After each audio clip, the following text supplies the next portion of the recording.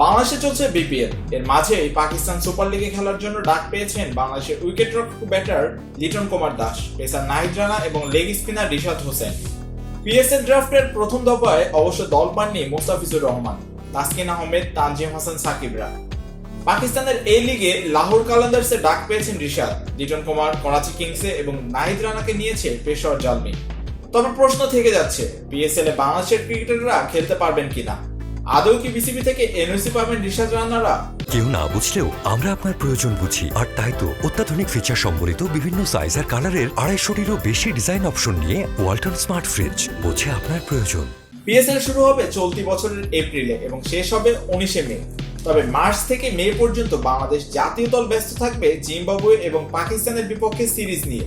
সেক্ষেত্রে পিএসএল তারা খেলতে পারবেন কিনা তা নিয়ে তৈরি হয়েছে ধোঁয়াশা।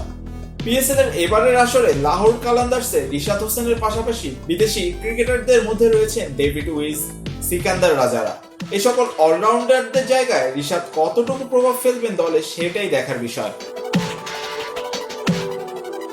করাচি কিংসে লিটন দাসের সাথে রয়েছেন David Warner, Kane Williamson, Tim Shepherd, Adam মিলনার মতো বড় তারকা ক্রিকেটাররা। এই সকল ব্যাটারদের ভিড়ে টিম শেফার্ড করাচিতে উইকেট রক্ষক হিসেবে খেলছেন গত আসর থেকেই, যাকে করাচি কিংস আবার রিটেন করেছে। সেক্ষেত্রে লিটন ম্যাচের একাদশে খেলবেন নাকি আইপিএল এর মতো ডাগ আউটে বসে আবারও কাটাবেন সময়, সেটাই দেখার বিষয়। অন্যদিকে পেশোয়ার জালমিতে ক্যারিবিয়ান পেসার আলজারি জোসেফকে পাশে পাবেন বাংলাদেশের নাহিদ রানা। তবে সর্বশেষ অস্ট্রেলিয়ার বিগ ব্যাশ লিগে সুযোগ পেয়েও খেলতে যেতে পারেননি স্পিনার রিশাদ হোসেন। বিপিএল দলের ব্যস্ত সূচি, বোর্ড থেকে দেরিতে এনওসি পাওয়ার কারণে অস্ট্রেলিয়ায় যেতে পারেননি তিনি। বিপিএলেও তাকে সময় কাটাতে হচ্ছে ডাগ আউটে বসে। বিপিএল আসরে এবার মাত্র 3 ম্যাচ খেলার সুযোগ পেয়েছেন রিশাদ। পেসার নাহিদ রানা অবশ্য ম্যাচ খেলে চলেছেন নিয়মিতই। বিপিএল এর টানা 7 ম্যাচে তিনি পেয়েছেন 9টি উইকেট।